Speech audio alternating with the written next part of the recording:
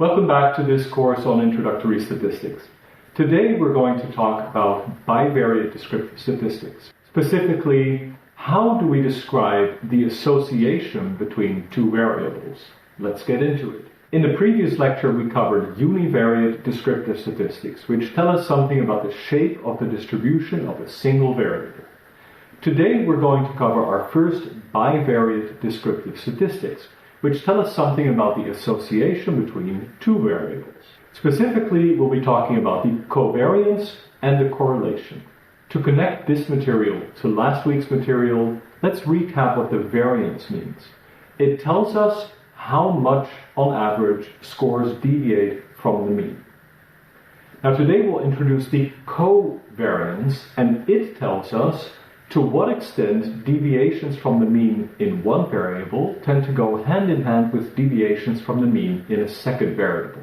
After covering the covariance, we'll also talk about the correlation coefficient, which is a standardized metric of association on a convenience scale from -1 to +1. In all examples today, we'll use two hypothetical variables, which we will call x and y. And in your mind, you can substitute any two variables you like. For example, x could be hours studied and y could be grade, or x could be extroversion and y could be number of friends.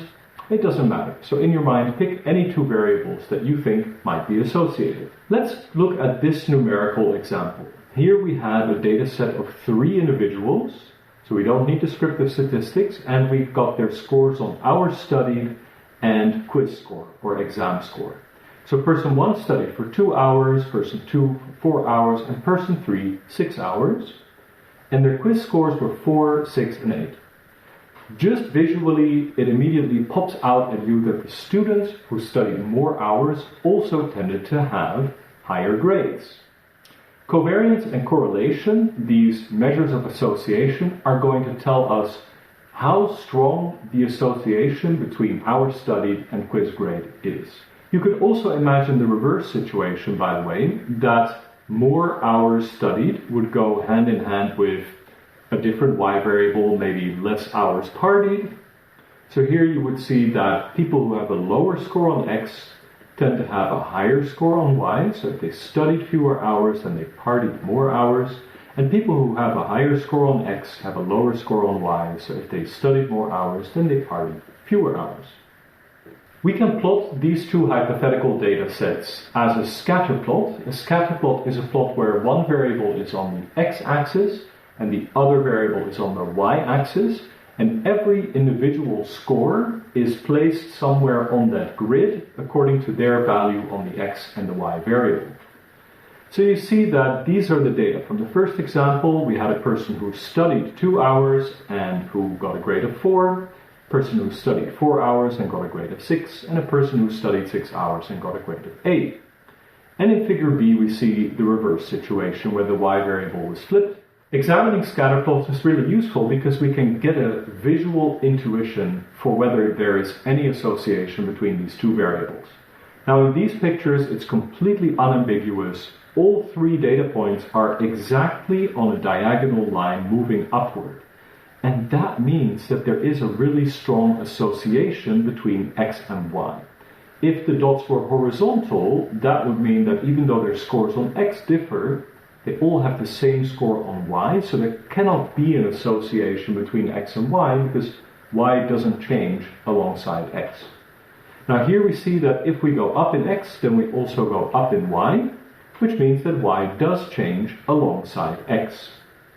In the right picture, we also see a perfect association between x and y, but this time it's a negative association. So if we go up on x, then we go down on y. And again, these points are in a perfect straight line, which means that the association is perfect. So we can interpret several aspects of a scatter plot. We can interpret the direction. If there's a positive association, then the data points tend to trend upward. If there's a negative association, then the data points tend to trend downward. We can also judge the form of the association. In order for the measures of association we discussed today to make sense, the pattern must be linear. That means that it must seem like the dots follow an imaginary diagonal line up or down. If it has any different shape, then the covariance and the correlation are not useful. And it also tells us something about the strength of association. The strength is represented as the tightness with which the points are packed around an imaginary diagonal line. So, as I pointed out, here all 3 points are perfectly on an imaginary diagonal line, so the strength of association must be very high. But if they were more spread out, then the strength of association would be low. And we'll see some examples of that later. The first crude measure of association I want to introduce is the sum of products. Just like the sum of squares, which we covered last week, the sum of products is an important intermediary statistic, which is used to calculate the covariance and the correlation. But it's very useful to understand how to arrive at the sum of products to get a sense of where these measures of association come from. It has some similarity to the sum of squares from last week. Remember that the sum of squares captures the variability of a single variable, and the sum of products captures the covariability of 2 variables. If the sum of products is positive, that means that increases on one variable are associated with increases on the other variable, and we call that positive association. If the sum of products is negative, it means that increases in one variable are associated with decreases in the other variable, and we call that negative association.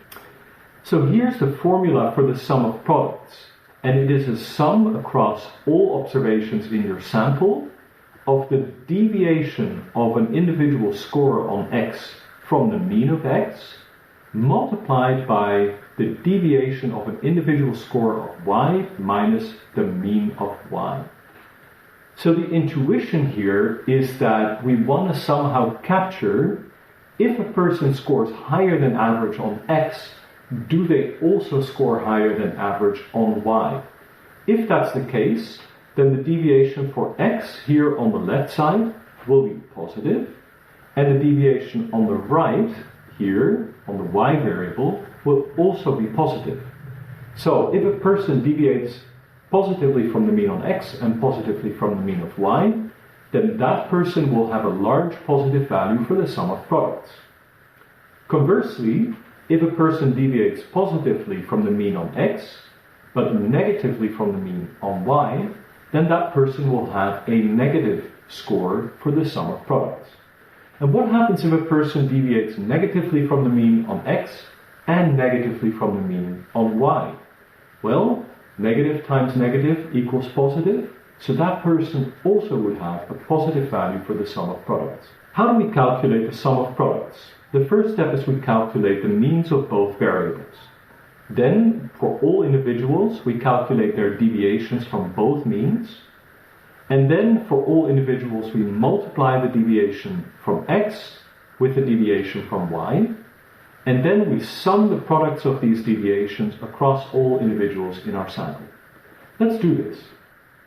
So here's some data on X and Y. We see the X variable takes the values 1, 2, 3, 4, 5, and the Y variable takes the values 2, 1, 3, 5, 4. Both variables have a mean of 3. So here we have an expanded table where in the leftmost columns you see the original scores of X and Y. And in these two columns, we've also seen in the previous lecture, these are the deviations. So the scores on X minus the mean of X. So if the mean of X is 3, and person 1 scores 1 on X, then that person has a deviation of 1 minus 3 equals minus 2 on X. Conversely, let's take this score. This person scored a 4 on Y, and the mean of Y is 3. So that person has a deviation of 4 minus 3 equals 1 on the Y variable. So if we complete this calculation for both variables for all individuals, then we get their deviations. And then we can start to populate this column with the products of deviations. So the first person had a minus 2 deviation on X, and a minus 1 deviation on Y. Minus 2 times minus 1 equals 2. So they have a product of deviations of 2. And let's look at the last person in the data set. That person had a positive deviation of plus 2 on X and a positive deviation of plus 1 on Y. If we multiply 2 times 1, we also get 2. So that person had a product of deviations equals 2. You may already start to notice a pattern here. we see a lot of examples of positive products of deviations. So it's very likely that these two variables will be positively associated. If we just add up all products in this column, we get the sum of products, and that is 8 in this case. Now we can also calculate the sum of squares for x and y, and that we obtain just by squaring the deviation from the x variable, so minus 2 times minus 2 is 4, and we can do that for all deviations, add them up, and get a sum of squares for x, which is equal to 10, and we can do the same for y. If we add up all of those squared deviations, we get a sum of squares for y equals 10 as well. Okay, so now we have a sum of products. It has the value of 8. How do we interpret it? Well, we can't interpret it much beyond the sign of the sum of products. It has a positive sign, which means there must be positive association. But we don't know how strong the association is yet. So positive sum of products means that higher than average x tends to accompany higher than average y, and a negative sum of products means that higher than average x tends to accompany lower than average y. The next step is that we take the sum of products and standardize it by sample size, just like we did for the sum of squares to obtain the variance. Here we're going to standardize the sum of products to get the covariance.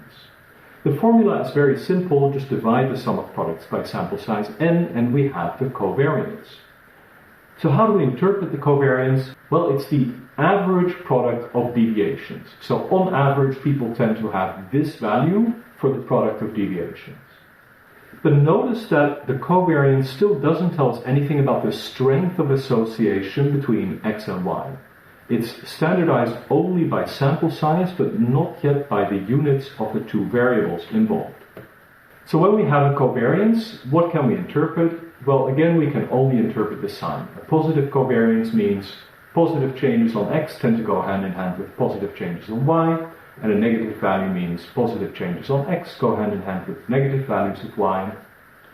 But the magnitude of the covariance is still tied to the units of both variables involved. So for example, if we have height in centimeters and weight in kilograms, you bet that those are going to co-vary. So the covariance is going to be positive, but the units of the covariance will be centimeters times kilograms, which is a little bit difficult to interpret. And it's not comparable across different studies or across different variables. So what we're going to do now is to calculate Pearson's correlation coefficient, and that's basically a covariance standardized by the measures of variability of both variables involved. So we drop the units and we get a standardized metric for association, which is much easier to interpret. So to obtain the covariance, we drop the units. I will show you how we do this mathematically in the next slides. This number is bounded between -1 and +1, where +1 means a perfect positive linear relationship, 0 means there is no linear relationship, and -1 means there is a perfect negative linear relationship. So these two figures might make a little bit more sense now that I've explained what the correlation is. Because these points on the left diagram are all perfectly in line, the correlation must be +1. And because these points in the right plot are all perfectly in line but trending downward, the correlation must be -1, perfect negative correlation. Any real-world correlation is going to look messier than this in a scatter plot. How do we calculate the correlation coefficient? Well, we use the letter R to represent it. This is the sample correlation coefficient. The population correlation would be rho, the Greek letter rho. And the formula is simply taking the covariance between x and y and dividing it by the standard deviation of x times the standard deviation of y. If we calculate it directly from the sum of products, then neither the numerator nor the denominator have yet been standardized by the sample size. Well, in that case, we would take the sum of products and divide it by the square root of the product of the sum of squares for x times the sum of squares for y. So both of these formulas will give us the correlation coefficient. It's just that one of them starts from the covariance and the other one starts from the sum of products. Conceptually, here's how to interpret these formulas. We take the raw association between x and y, and we divide it by the amounts and units of variability in x and y respectively. And anytime we divide one number by another number, we can think of this as standardizing the number in the numerator by whatever's in the denominator. So let's again look at this numerical example. So we've already walked through how to populate this table, right? These are the raw scores on x and y. These are the deviations from the mean on x and y. These are the products between these deviations for every individual. Those sum to 8. And these are the squared deviations for x and the squared deviations for y. And if we sum those, we get the sum of squares for x and the sum of squares for y. So let's plug in the sum of products and the sum of squares for x and the sum of squares for y into the formula for the correlation. Then we get that the correlation coefficient is 8 divided by 10 times 10 is 100. Take the square root of 100, we get 10 again, so 8 divided by 10 is 0.8. The correlation coefficient between x and y is 0.8. Now, what does that mean to us? Cohen presented some rules of thumb for interpreting how big a correlation coefficient is, and be very wary of any rules of thumb, but still they give us some sense of how big the correlation coefficient is. It just depends a lot on context whether that size of correlation coefficient is meaningful or not. So we see that any correlation between 0.10 is classified as negligible or near zero. A correlation between 0.10 and 0.3 is considered small, between 0.3 and 0.5 considered medium, and between 0.5 and 1 is considered large, where 1 is a perfect correlation. So in this case we have a large correlation. The correlation coefficient still has some limitations. The first is that it only reflects linear patterns. And it's easy to understand why. The sum of products is a linear combination of deviations on x and deviations of y. So it's not sensitive to anything that's not linear. Outliers can distort the size of the correlation coefficient.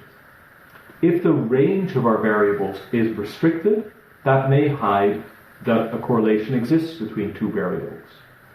And an important note is that correlation does not imply causation. And we'll get deeper into this in the chapter on philosophy of science. But this is a phrase that is very often bandied about in statistics, and all it means is just because you observe that x correlates with y does not mean that x also caused y. You could assume that x causes y, for example, based on theory or common sense, and if you then observe a large correlation, that is consistent with your assumption. If you observe no correlation, that might give you reason to doubt your assumption that there's a causal effect. When discussing the limitations of correlations, I always find it very instructive to look at the plots created by Anscombe, which are known as Anscombe's quartet. In the top left picture here, we see kind of the perfect situation to calculate a correlation coefficient. All of the dots follow an imaginary diagonal line upwards, could also be downwards by the way, and we see that here there's a correlation of about 0.8. How do we see that? Experience. If all of these dots were perfectly in line, the correlation would be 0.1, and if they were even more spread out, then the correlation would be lower than 0.8. Let's look at figure B, however. Here, all of the points are perfectly in line, but the line is not straight. It's not a diagonal line upwards. This is in fact a quadratic formula.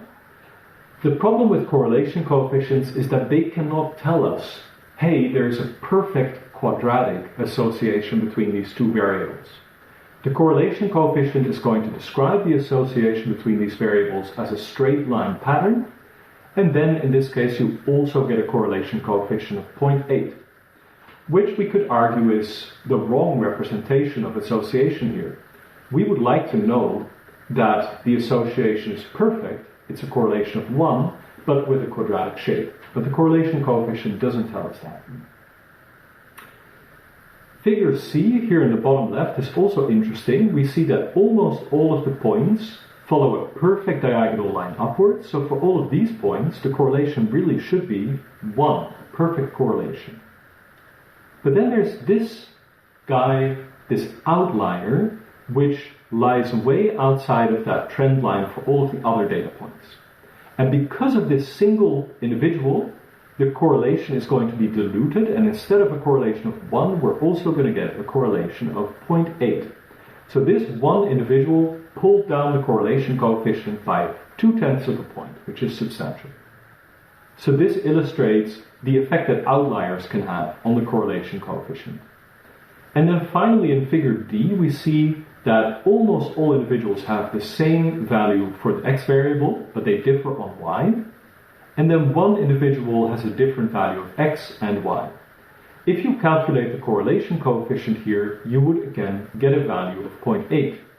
The problem is that any time one of the variables doesn't have any variance, the variance is 0, what would happen in this formula? If one of these two variances is 0, then the variance of the other variable multiplied by 0 would equal 0. So we would be dividing by 0 here, no matter what the covariance is. That's a problem because you cannot divide by 0. Now in this sense, mathematically there's no problem because the fact that we have one outlier with a different value on x creates some non-zero value for the variance of x. But if we look at the graph, it's very obvious that maybe this is an incorrectly coded value, or maybe this person comes from a different population. All the other individuals have no variance on x, so we probably should not be calculating a correlation coefficient for these data at all. So just to sum up Anscombe's quartet, all 4 of these figures have a correlation coefficient of about 0.8. Figure A does meet the assumption of linearity. Figure B illustrates a non-linear but perfect association. Figure C shows us perfect association which is diluted by one outlier. And figure D shows us no association because x is not a variable, it is constant. But this is distorted by a single outlier. And then finally, I always like to zoom in to figure B to illustrate the phenomenon of restriction of range. So remember, figure B has this quadratic association, but if we were to just look at the data for x smaller than 9, we probably would see an almost perfect linear positive association. If we were to look at these data points, we would see about a 0 correlation coefficient. And if we were to look over here, we would get a perfect negative correlation coefficient. And that's what you see here. You see that I split up the range of x into 4 to 9, 10 to 12, and 13 to 14. And here we see about a 0.9 positive correlation. Here we see a near 0 correlation, maybe 0.05. And here we see a perfect negative correlation with the caveat that if you only have 2 data points, you cannot actually compute the correlation. But if there were other points that followed this trend, it would be pretty much perfect negative correlation. So what lesson should we draw from this? It's very useful to inspect your data visually. For this you can use scatter plots if you are interested in bivariate descriptive statistics, and don't just trust summary statistics blindly. If any of our assumptions are violated, then these summary statistics can be misleading. So to summarize what we've learned today, the sum of products is an important intermediate in the calculation of covariance. The covariance tells us the direction of association between two variables. The correlation coefficient tells us the direction and the strength of association in a unit-free, standardized manner. And limitations of all of these measures are that they only capture linear patterns, they are sensitive to outliers, they are sensitive to restriction of range, and of course remember that correlation does not imply causation, but we'll get more into that in the chapter on philosophy of science. That's all for today. Good luck in the tutorial and see you next week.